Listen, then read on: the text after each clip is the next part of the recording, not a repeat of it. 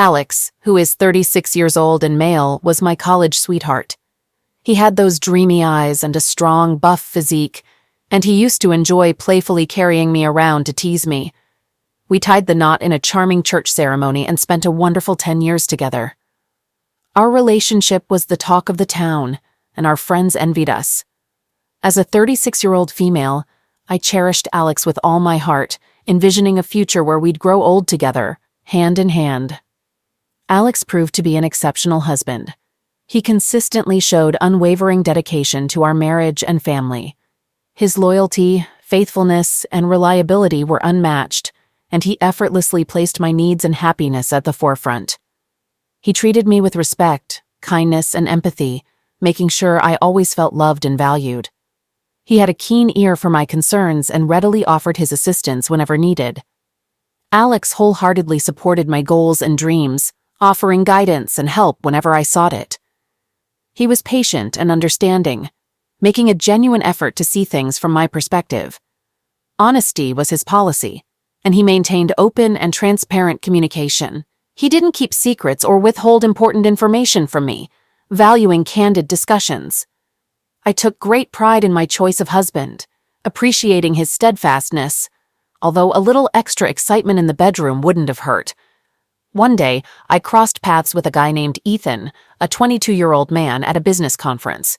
We immediately hit it off, and I found myself captivated by Ethan's charisma and charm. We swapped numbers and soon started having regular phone conversations and text exchanges. I knew it was wrong to engage with another man this way, but I couldn't resist. Things between Ethan and me quickly escalated. We began meeting in secret, and before I knew it, we were involved in an affair. Guilt consumed me whenever I saw Ethan, but his allure was irresistible. He awakened feelings of vitality and desire in me that I hadn't experienced with Alex in a long time. I was fully aware of the wrongdoing, but I couldn't put an end to it. I found myself ensnared in a web of lies and deceit that occupied my every thought. I loved Alex deeply, but I also had strong feelings for Ethan. Eventually, Alex discovered my affair with Ethan, and it shattered him. He couldn't comprehend why I would do such a thing. I attempted to explain that I was unhappy in our marriage, and that Ethan made me feel alive again. But Alex's pain was too overwhelming for him to hear me out. He was only aware of the emotional aspect of our affair. Had he known about the physical aspect, I dread to think how he would have reacted. Alex implored me to end the affair and work on our marriage, but I was torn between my love for him and my feelings for Ethan, even though I didn't vocalize this internal struggle to him. I didn't want to cause harm, but I found myself at a crossroads. Then, one day, while I was out walking, I came across an elderly couple holding hands. They exuded happiness and contentment, which stirred up envy within me. It made me realize that what I had with Alex was truly special, and I didn't want to let it slip away. So, I reached out to Alex and asked to meet up. We sat down for a lengthy conversation about our marriage. I mustered the courage to be honest with Alex about how I had been feeling neglected and unhappy, and he listened attentively. He expressed his love for me and a desire to work on our relationship, but he made it clear that I needed to end things with Ethan. It was a difficult choice, but I knew it was the right one. I called Ethan and informed him that it was over between us. Ethan was devastated, but he comprehended my decision. I understood that I had deeply wounded both men, but I was committed to mending my marriage. Over the following months, Alex and I dedicated ourselves to improving our relationship. We sought counseling to enhance our communication skills and rekindled our romance by going on dates and rediscovering the activities we enjoyed together when our relationship first blossomed. It dawned on me that I had taken Alex for granted and that he was the man I genuinely loved. In due course, Alex forgave me for my affair, and we left the past behind. We grew closer than ever, solidifying my belief that choosing Alex over Ethan was the right path. I learned that the grass isn't always greener on the other side, and that sometimes what we seek is right before our eyes. Alex and I had reached new heights in our relationship. I was accustomed to receiving beautiful bouquets of roses, both at my workplace and home, along with sweetly signed cards from him, all displaying his passionate love. Given this perfection, why did I still yearn for Ethan's presence? Thinking of him was forbidden, let alone plotting how to reconnect with him. My willpower was strong, but my physical desires were frail. Against my better judgment, I reached out to Ethan, confessing my love and suggesting a risky rekindling of our secret affair. He admitted missing me too, and our affair reignited with an unprecedented passion. Alex remained oblivious to it all. I was careful to cover my tracks, both in the real world and online. His week-long trip to another state was approaching, and I eagerly shared the news with Ethan, anticipating unrestricted time together at my place. The day arrived, and a teary-eyed Alex expressed how much he'd miss me. I shed a few tears too, but deep inside I felt a sense of freedom in being alone. Less than half an hour after his departure, Ethan arrived at our house, his face beaming with anticipation. Without exchanging greetings, he swept me up and began searching for the bedroom. Meanwhile, I heard some noise downstairs, but paid it no mind, fully absorbed in my intense encounter with Ethan. However, not even 2 minutes later, Alex stood in the doorway of our bedroom, utterly shocked to find me in our marital bed with another man. He uttered, "How could you? I trusted you, forgave you, and gave you everything, absolutely everything." That's what Alex shouted as he stormed down the stairs. I was left speechless, hastily wrapping myself in a sheet as I rushed downstairs to explain that things weren't what they seemed. But I couldn't catch up to him. An hour later, he sent a text instructing me to leave his house. I immediately escorted Ethan out and began packing my belongings while trying to figure out where to go. Ultimately, I chose to return to my mother's place. I attempted to reach Alex through countless texts and calls, but he remained unresponsive. A week later, divorce papers arrived at my mother's address. He didn't engage in conversation, offer therapy, or attempt to resolve our issues.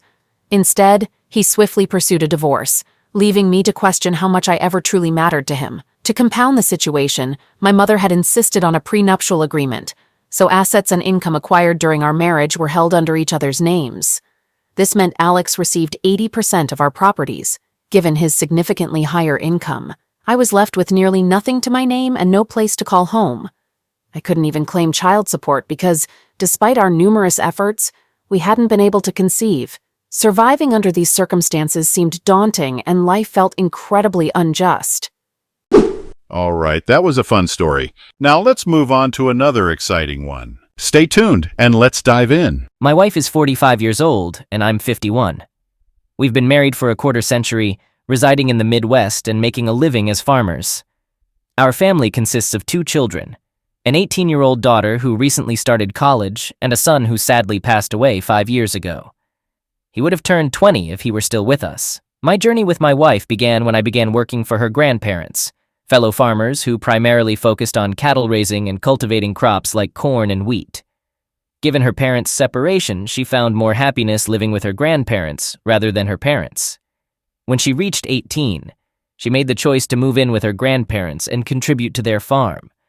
What sets my wife apart is that she's not your typical woman, and that's one of the things that makes her extraordinary. She possesses beauty with her long blonde hair and keeps herself in great shape. She's unafraid of getting her hands dirty during work, and she takes excellent care of our animals. Her knowledge of farm tools and machinery is extensive. When I first met her 3 decades ago, I was captivated by her both for her looks and her capabilities. Encountering a small-town girl who was simultaneously tough and attractive was a unique experience for me. She really enjoyed having fun with the guys who worked for her grandparents on the farm, and everyone really liked her. I was just a country boy who grew up around farms and didn't know much else. My parents were farmers too, but they weren't as successful as my wife's grandparents, who were on a completely different level. When my wife turned 19, we started dating. We had a great working relationship, and it seemed like marriage was just a matter of time. Things were going well, especially because our son had a natural talent for farming, just like both my wife and me. He showed a lot of promise and often took the initiative to handle tasks on the farm without needing guidance. Then, a tragic incident happened. One day, while driving his truck on I-94, a big 18-wheeler lost control and crashed into his truck. He didn't survive the accident and passed away instantly. The loss we experienced was incredibly heartbreaking. My wife, in particular, struggled profoundly with the pain of our son's absence. After our son's funeral, a significant change occurred in her. It was as if she underwent a complete transformation, becoming almost unrecognizable. This change had a deep impact on various aspects of her life. Her activity and involvement on the farm decreased significantly, and instead, she spent entire days in bed. she began to grapple with an anxiety disorder, causing her to become excessively attached, both physically and emotionally. Her level of attachment grew to an intense degree, surpassing what it used to be. I found myself having to make an effort just to leave for work in the mornings or to attend to our daughter. Her demeanor took on an overwhelmingly negative tone, which was a stark departure from her previous self. It felt like she had become the opposite of the person she was before our son's passing. At night, finding personal space in bed became quite challenging. She had a strong desire to cuddle throughout the night, but her grip was so tight that it made breathing difficult. It felt like being in a tight hold, similar to what you'd experience with a Muay Thai fighter. Even when I thought she was asleep, she continued to cling tightly. She seemed to require kisses every hour or two, a behavior completely unlike her before our son's accident. Our bed life went through significant changes as well. Before, we were moderately active, being intimate around 2 or 3 times a week. However, after our son's passing, that frequency increased dramatically to almost twice or more every day, even when I didn't feel like it. This happened while we were still mourning the loss of our son. What I came to realize was that this intense need for closeness was her way of grieving, a level of clinginess I had never seen in her before. There are times when I don't really feel like engaging in that activity, and I express my hesitation at first. However, she doesn't seem to pay attention to my protests. It seems like she wants it so much that I don't want to upset her by declining. During those moments, it's as if we only do things that interest her, and I don't get a chance to voice my preferences or desires. It's like the focus is solely on what pleases her. It's starting to feel like our intimate moments are becoming more about satisfying her needs and desires. I began to wonder if this act is turning into something I need to do for her to find happiness, as a way for her to cope, rather than an activity we engage in together out of love for each other. She tends to get upset over even the smallest things, causing almost everything to turn into an argument. From time to time, when she emerges from her low spirits, she becomes vocal about the state of the farm and sometimes directs her frustration towards our workers. During that period, there was a 14-year-old boy who used to come to the farm to help us out. His parents had problems with misuse and pills. Since he was frequently around, I brought up the idea of adopting him with my wife, considering his tough situation with neglectful parents. However, she strongly opposed the idea. The young boy continued coming to the farm to assist us, and unexpectedly my wife began to grow fond of him. She mentioned that he reminded her of our son, which initially worried me, although I didn't dwell on it too much. About a year later, my wife's condition improved, and a significant part of that change was due to the now 15-year-old boy. He and my wife developed a close bond, but I wasn't concerned about it because I knew he was a good and responsible young man. My wife took the initiative in proposing that we officially adopt the boy to have him spend more time with us. Although he was already around quite often, this adoption was meant to formalize things. Once the adoption process was completed, there was a noticeable positive shift in the atmosphere at home. My wife's mood improved significantly. I started to observe that my wife and our adopted son were growing extremely close. They would engage in late-night conversations after I had gone to bed. She often stayed up much later than her usual bedtime, whereas I tended to go to bed early because my days began before sunrise. My mornings started with a trip to the barn to attend to the cattle. This involved ensuring they had enough food and fresh water because their health was a top priority. I also carefully examined them for any signs of illness or injury and administered any necessary medications. Once I finished looking after the cattle, I moved on to the fields where we grew corn. During planting season, I could be quite busy preparing the soil and planting corn seeds, often with the assistance of my adopted son. When it was the season for corn to grow, my responsibility was to monitor the progress of the corn plants, ensuring they received the appropriate amount of water and nutrients. Sometimes I had to use irrigation to provide proper hydration and apply fertilizers for their nourishment. I also kept a close eye out for any pests or diseases that could harm the corn crop. Depending on the time of year, I might have various tasks to handle.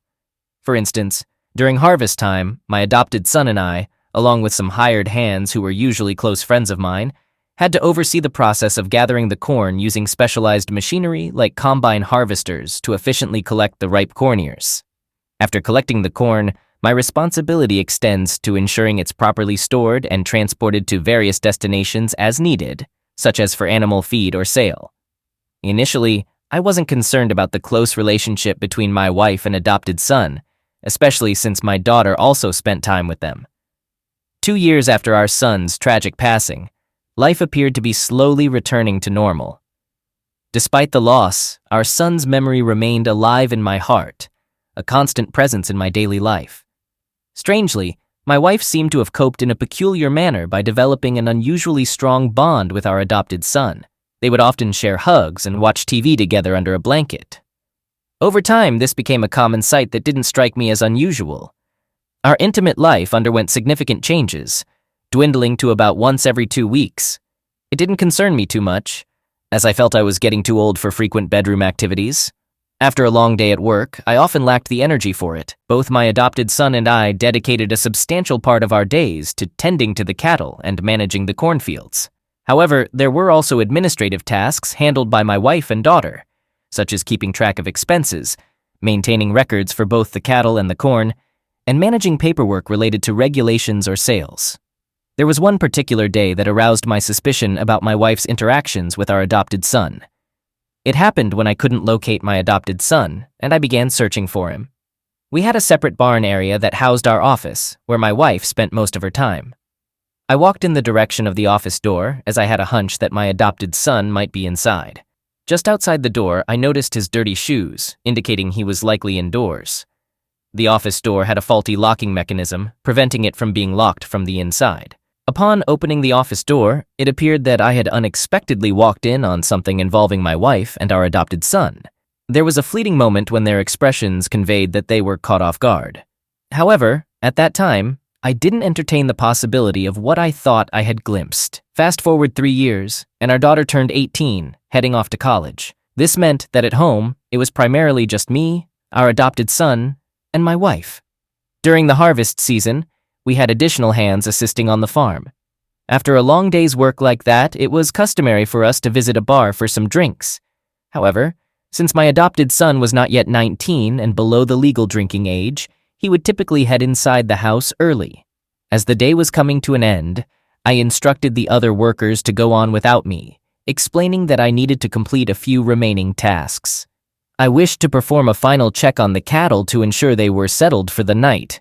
After completing this task, I took the necessary time to ensure that all our equipment was correctly stored for the evening.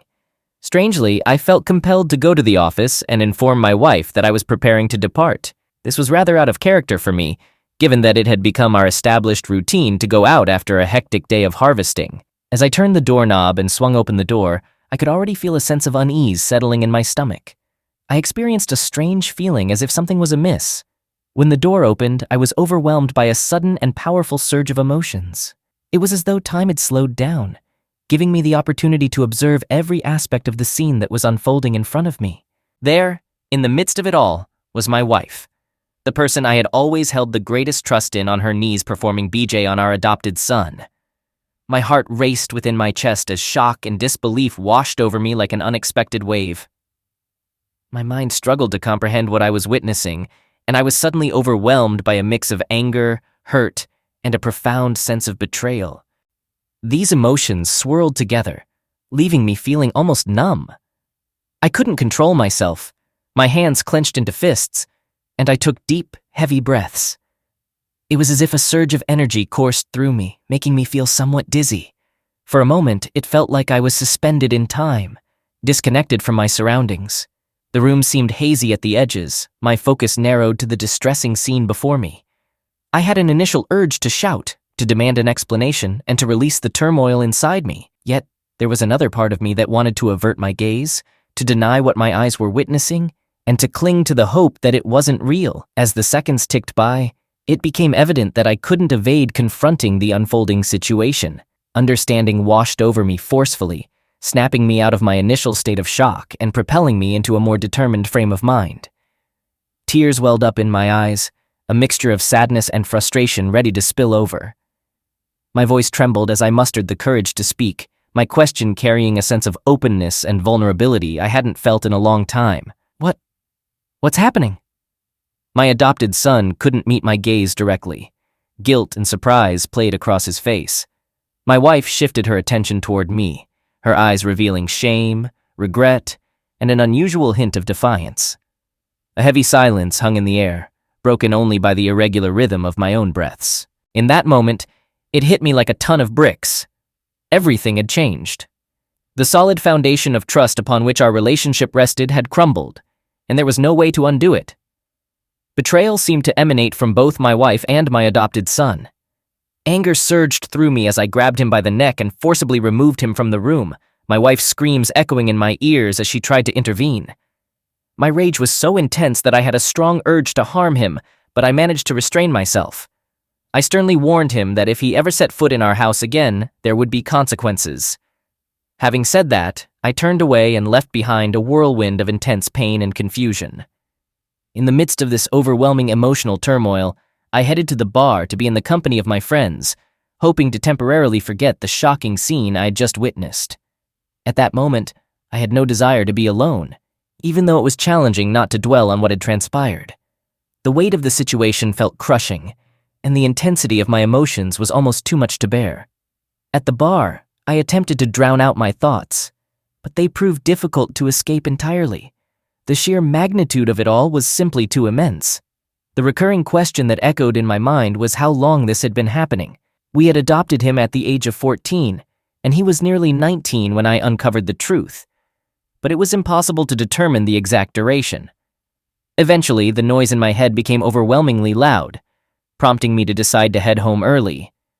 The need to confront my wife and come face to face with the harsh reality of the situation had grown too insistent to ignore. Upon my arrival home, my wife was nowhere to be found, and it was clear that my adopted son had packed his belongings and left as well. It was at this moment that the full weight of the situation hit me, and I could no longer hold back the tears. The enormity of my son's passing and how my wife had spiraled into a destructive path, ultimately leading to the downfall of our family, became painfully evident. I called my daughter and described the troubling scene I had witnessed involving her mother. Surprisingly, she wasn't taken aback by the news. She shared that she had already suspected that something unusual was going on between them, even though she hadn't actually witnessed it. Unlike my daughter, who was ready to confront the situation, my wife exhibited cowardice. She refused to return home for several months and ignored all attempts at communication. When my daughter reached out to her, my wife's initial reaction was to claim it was a mistake. However, she later admitted that her feelings had deepened and she had developed romantic affection for our adopted son. She expressed her fear about how I would react to this revelation. My daughter informed me that both my wife and our adopted son were staying at an undisclosed hotel, adding to my sense of confusion and disorientation. Despite dedicating my life to managing and operating the farm, I legally owned nothing because my wife had inherited it from her grandparents. The feeling of betrayal was overwhelming. Lost and uncertain, I examined our business accounts and discovered that a significant amount of money had been recently withdrawn. In response, I withdrew the remaining funds and opened a new business account to prevent her from accessing it. The weight of the situation left me deeply conflicted. I had always envisioned retiring on the farm, but now I faced a dilemma. If I were to file for divorce, I understood that I stood to lose everything I had invested in. Despite having enough money saved to support myself until I reached the age of 80, my passion for my work was still strong. I made the decision to consult a divorce lawyer to seek advice on how to proceed with the marriage. The lawyer's counsel was to stay married due to the potential financial losses I might incur if I chose to leave. I hesitated to make our situation public knowledge, considering our limited family connections and the impact it could have on our small community. Throughout this ordeal, my daughter stood by my side, providing unwavering support that meant the world to me. Her presence was reassuring. Then, out of the blue, my wife called me after about 2 months had passed. During the call, she expressed her desire to come back home and offered an apology for her betrayal. She also mentioned undergoing therapy with the intention of mending our marriage. To be honest, I had some troubling thoughts. The urge to divorce her immediately was strong, but the potential losses held me back. The moment I witnessed her in that situation, all the love and respect I had for her disappeared. My heart seemed to darken, and I even entertained disturbing thoughts. Thoughts of harming her to gain control of everything. The idea of having her back was almost unbearable, but for the memory and sake of my late son, I consciously pushed those dark thoughts away. At present, my plan is to allow my wife to return, but things have changed significantly since I caught her. I've devised a plan to acquire my own piece of land and establish my own cattle herd. Since the passing of my son, her attention has shifted away from the business, and I've taken on the role of driving its operations. I'm the one who comprehends the intricate logistics, maintains customer relationships, and manages the supply chain. While she has played a part, I've essentially been accumulating wealth for her. Now, my focus is turning toward my own well-being. I'm actively working on launching my independent ventures over the next couple of years. My aim is to create something free from her influence.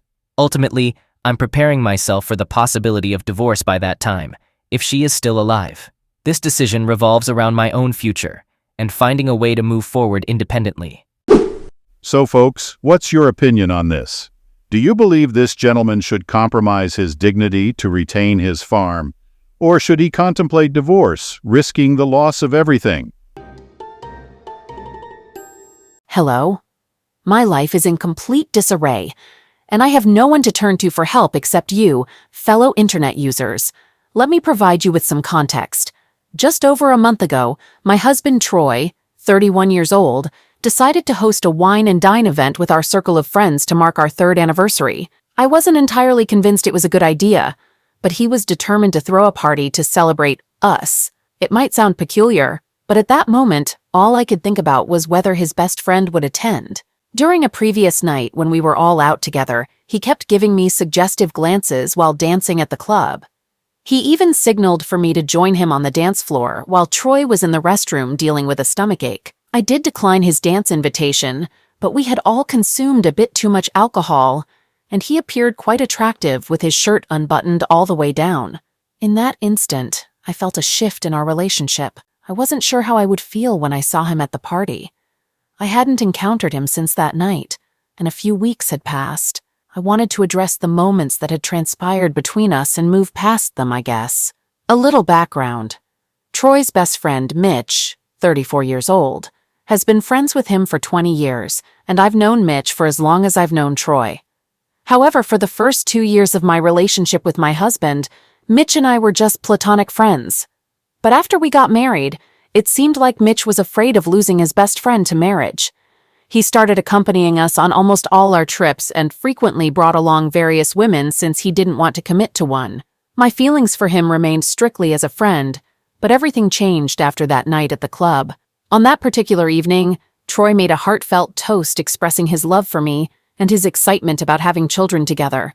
I was overwhelmed with embarrassment and excused myself to the guest bathroom to compose myself. As I was about to leave the bathroom, Mitch followed me in, and what transpired next wasn't something I had planned for. The pleasure was so intense that I couldn't control myself. The thrill of knowing that everyone else was outside while we were engaged in an intimate encounter inside, trying to remain discreet, was oddly exciting. It continued for another 15 minutes until I heard a knock on the door, followed by Troy calling my name. Instantly, guilt washed over me. I pushed Mitch away and pretended I was fixing my appearance. A couple of minutes later, I left the bathroom, with him following me about 30 minutes afterward. We made sure Troy didn't suspect anything. The most troubling aspect of this whole situation is that it wasn't a one-time occurrence. 2 days ago, a week after the party, Mitch came over while Troy was at the gym late. We engaged in an intimate encounter, and it was in the middle of it that I heard Troy entering the room and catching us in the act. My husband had a complete breakdown right in front of us while we were lying in our bed, naked, desperately trying to cover ourselves. It was a horrifying sight. However, he quickly regained his composure and became very angry.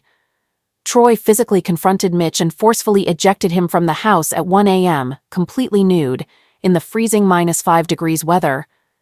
Then he turned to me and informed me that I'd be spending the night on the couch. He gathered my belongings on the spot and tossed them out into the living room. I didn't have much of a choice and spent a restless 2 days on the couch, only to receive a text from him 48 hours later with a link that contained a PDF of a plane ticket and a letter. I opened the plane ticket and it had my details on it, showing a flight from New York to Orlando a week from today. I couldn't believe that I had jeopardized a relationship that I had built over 5 years, with 3 of those years being married, for a mere 5-minute indiscretion. What should I do? I still have a week to try and mend things as I can't go back to live with my grandparents. I can't confide in anyone about this, which is why I'm seeking your advice. Please, help me out. Update. I've attempted to communicate with him, but he's isolating himself in the room. He's not going to work, not emerging to have meals. It's been 36 hours since I received the plane ticket, and during this time, I haven't had a meal or slept. I haven't even changed my clothes because I don't want to create a mess in the living room. I'm feeling helpless. I knocked on his door throughout the night, but he didn't respond. All I could hear was the TV playing inside. Finally, he came out and stood at the doorway of the living room. I inquired if he had eaten anything, and I mentioned that I had prepared 2 sandwiches for him to eat. He regarded them as if they were repulsive and then returned to his room without uttering a word. Update. I awoke, realizing it was the day before my scheduled flight. On the coffee table, I noticed bags filled with new clothes and an envelope. Curiosity led me to open one of the bags, and inside, I found the remainder of my belongings, even my miniature collection. Tears welled up in my eyes as the reality of the situation hit me. He hasn't uttered a word to me, and he's been returning home late. I've been cooking for both of us, but I end up eating alone. I often wake up to the sound of him coming home, only to see him head straight to his room. We haven't had any conversations at all. It's astonishing how everything is unraveling so abruptly. I just wish I could comprehend what's going on in his mind. Is he contemplating divorce? I pray that's not the case, because it would be a devastating blow from which I fear I might never recover. It's been a month since I had to leave our shared home and move in with my grandparents. He still hasn't communicated with me. I've sent him over 500 texts, but I'm deeply concerned about his well-being. He has blocked me on all platforms. However, a friend he still follows on Instagram mentioned that he posts stories of himself hiking with his work friends. This eases my worries about his safety. Today, I received a large envelope, and upon opening it, I discovered the divorce papers I had been dreading, along with a letter. I haven't read the letter yet, nor have I signed the divorce papers. Edit. I've read the letter. It was heart-wrenching. I couldn't bring myself to continue reading beyond the first page. In it, he poured out his feelings about the entire situation, expressing his deep love for me and our life together. The letter spanned 3 pages, but I couldn't bear to go beyond the first page. I completed reading the letter. In it, he mentioned that he would be taking time off from work to prioritize his well-being, and that he intends to block me on all platforms. He also mentioned that I should sign the divorce papers and send them back to our address. However, I don't want to do that. I just want him back. I feel terrible for being with someone else other than my husband. It wasn't supposed to happen. I blame myself for this situation, and I genuinely can't imagine my life without him. It has been 4 days since I received the divorce papers, and I have signed them.